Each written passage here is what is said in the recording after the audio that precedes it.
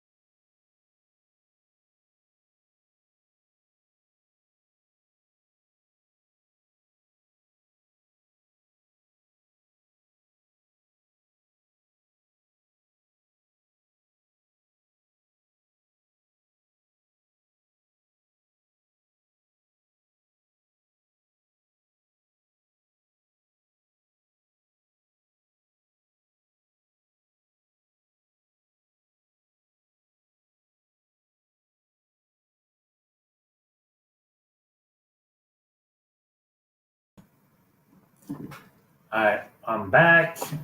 Guess the internet went down for a little bit, but yeah, this is currently here in Cali, Colombia. It's about 10 degrees warmer than Medellin and Borea, which is yeah, go from 80 to 90. So it is warmer here, but it's not humid here. So that's the nice thing about being here in Cali.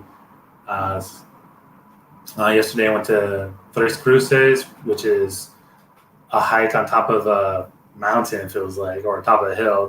It's about 1,500 meters, so I'm guessing that's about 3,000 feet. I'm guessing the same thing, but yeah, it's about 3,000 feet higher. So I went from 3,000 to 6,000, and thank God I've been doing hiking for a while because my lungs didn't burn, my legs were burning, and everything, but my lungs were fine. When I was hiking in Valle de Cocora last week, that's 7,000 feet where you started. So you go up another 1,000 feet, and like you definitely feel it in your lungs and everything if you're not used to it. So, but yeah, man, pretty. I like the city a lot. Lots of great food. Went to San Antonio last night to eat at a restaurant. It was pretty good. They have these things called micheladas where it's like lime juice, a salted ram, light beer, and then you add fruit to it. So I added mango to mine. So it was really good. Um, but that's just about me. What I wanted to talk about is investment choices. So if you look at your 401k, there's probably a lot of different choices that you could choose from. Like you could have probably 20, might even have five, but you have to realize that each one of those investment choices does its own thing. So when it comes to investments, we have, let's just say, let's start off with large cap. So large cap companies are companies that are worth over $10 billion or more, and these numbers can change and everything. And there's also mega caps, mega large caps, which are over like $100 billion. But the idea is like these are well established companies, or they should be. There's some companies that are not, that are worth over $10 billion and haven't been around for that long. but the idea is when you're looking at large cap, these are large companies, been around, they have pretty good brand recognition. And when it comes to large cap, there's three categories. There's large cap growth. So these companies, what happens is whenever they make profits, they're not going to give them back to the shareholders as a dividend. They're going to reinvest that money into the company so they can grow larger and larger. So this is not a recommendation for a stock, but Spotify, they spend a lot of money on research and development, and so what they do is like they're just going to put more money into research and development and marketing. So they're trying to grow as a company. But then you have companies like, let's say, Procter and Gamble or Unilever, like who make all those consumer products that a lot of people use on a daily basis. They're going to give out they have these well-established brands. They're like, okay, we know what we have, and we're just going to double down. And so when we have profits, we're going to give them back to the shareholders as a dividend. So if their profits are $2 per share, then usually every quarter you should receive about 50 cents as a dividend, or what, like $2 per share, and they're like, hey, we're going to give you some of this money, so we'll give you 50 cents or whatever that amount is. So they don't give you the full $2 usually. They'll probably give you like 3 to 5% of that. It all depends on how the company is structured and everything, what the board thinks on what is fair or what is good to investors and for the company long term. So yeah, there's value companies, there's growth companies, and then there's a blend. So they're part growth, part value. So when you hear blue chip companies are those big companies that have been around for a while, like General Electric, you have like Procter and Gamble, you have AT&T, you have Verizon, and everything. Value stocks has not performed as well as growth stocks over the last couple of years, but like it's the key thing is you want to diversify the portfolio. So like if growth stocks has a 2000 happen, instead of your portfolio falling down 40% or 50%, potentially, it only goes down to, say, 20% if you have like a tech bust, whatever. Everything depends. You just have to look at the situation, what your goals are, and everything. Well, those are the difference between value and growth. But large cap are those really established companies. They're not going to be that volatile compared to other companies. So a mid cap is a company worth from 2 billion to 10 billion. These are companies that are small, still growing and everything, still room to grow. And you just got to look at it and be like, hey, do I want how much of this over the long haul, mid cap and small cap do better or have a higher rate of return, but they're also more volatile. So you have to realize like, hey, this is something, if it's going to go down, like how can I handle it and everything. And then small cap companies under $2 billion. But if you think of a company that's like Spotify is worth $250 billion according to investors and everything.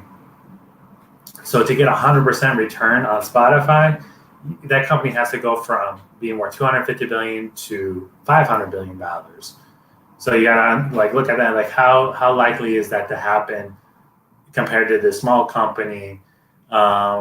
This is not recommendations or anything, but the idea is like if I look at a small company that just got established, was it like, I don't know, maybe Slack or something like that, where it's small, you're like, can it still go from, I think Slack is worth about 10, I haven't checked in a while, but the idea is like you want to see like, as a whole, these small caps, is it easier to go from 1 billion to 2 billion than these large caps to go? So that's why small caps and mid caps tend to be tend to have higher rate of returns, but they're also more volatile. So they're not as established companies. So like when things are uncertain, like we have like right now with COVID, hey, they don't have the war chest as a Procter and Gamble and Johnson and everything. So you have to like see what's happening in the business environment and everything, and how it fits in your goals, and also realize that past information or past performance is not guaranteed future performance. But you got to understand, like, hey, do I put my money over here as a strategy or over there?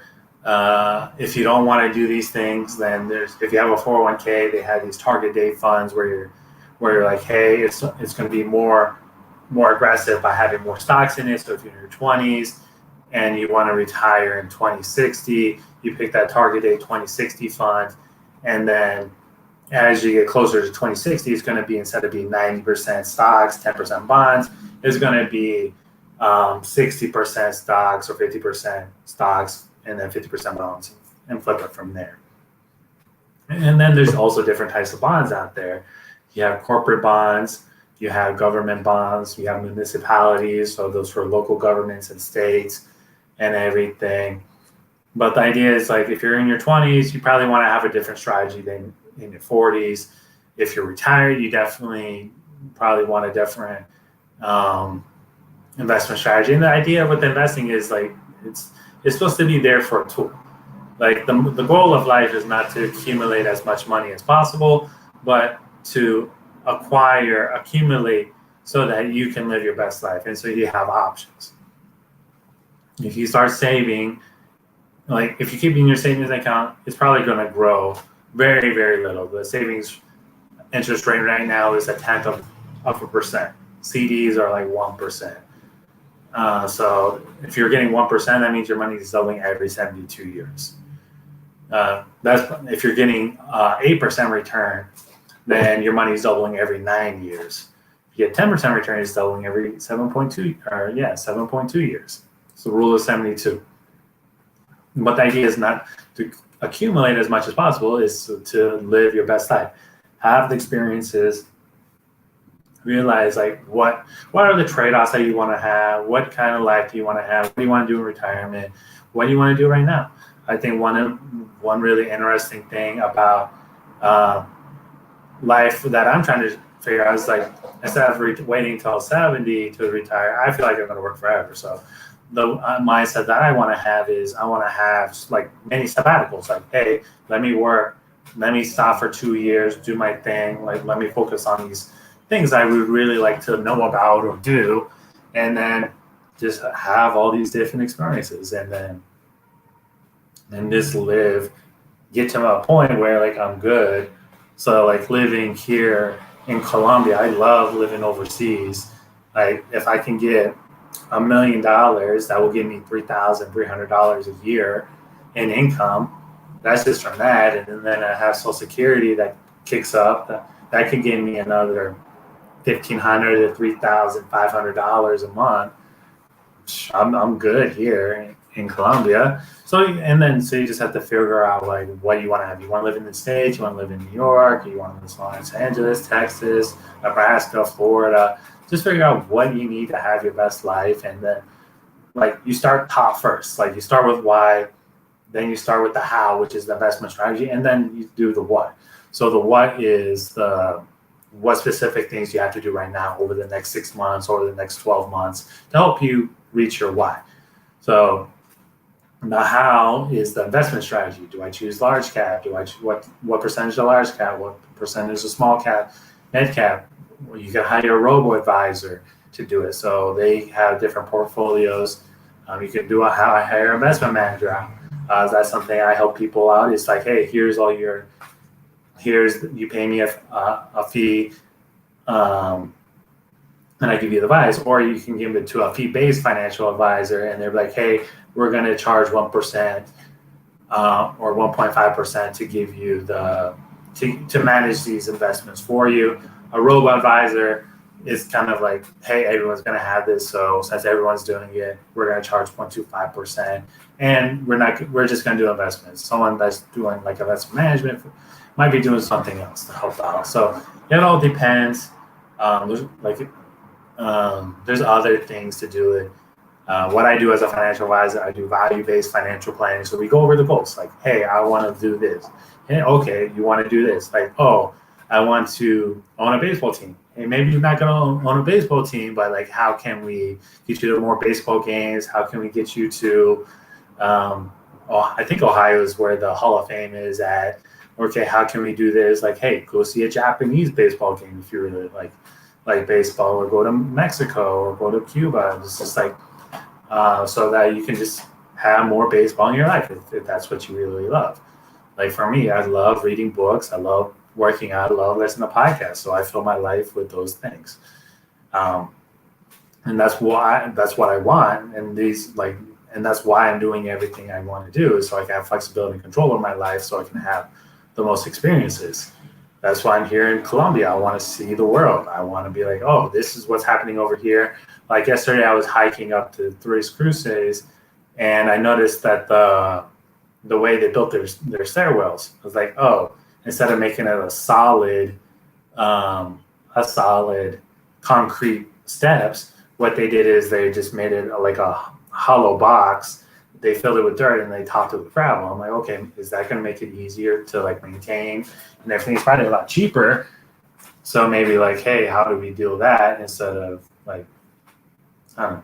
So I guess that's the same concept as how with like wood and everything and dirt, but I'm not sure what that like, if that prevents erosion and everything. So it's something I thought about when I was hiking. It's like, and then when I see other things, when I walk around the city, it's like, oh, okay, that's how the building is designed. Oh, this is how they deliver food, and this is how they do like certain things. Like, okay, like how can I figure that? I'm all about innovating. I feel like we're in the innovating community and everything, but that's how.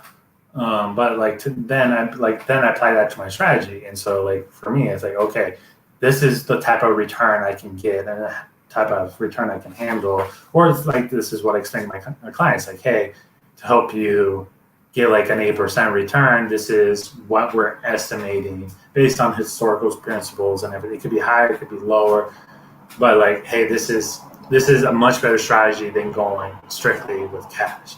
So you just have to understand where your money is at and how you want it to work for you. But the key thing is understand it. I would look up at a Gantt chart that will help you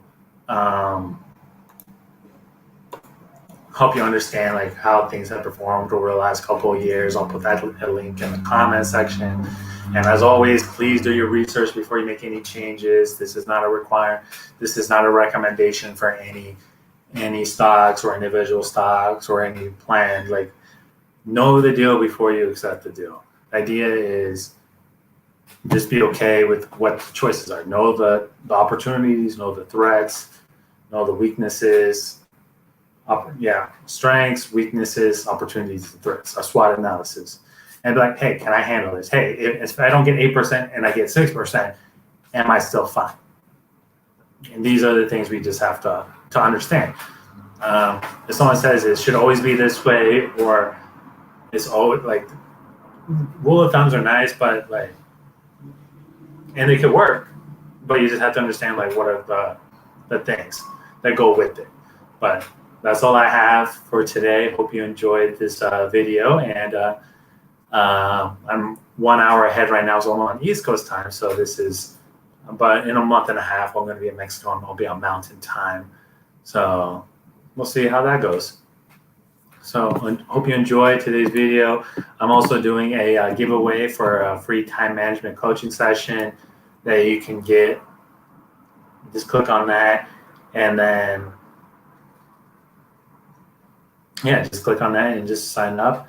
You also get signed up for my newsletter. You can get more entries if you would sign up for my newsletter, if you sign up for if you follow me on Instagram, you get more. If you share with people, you get more entries.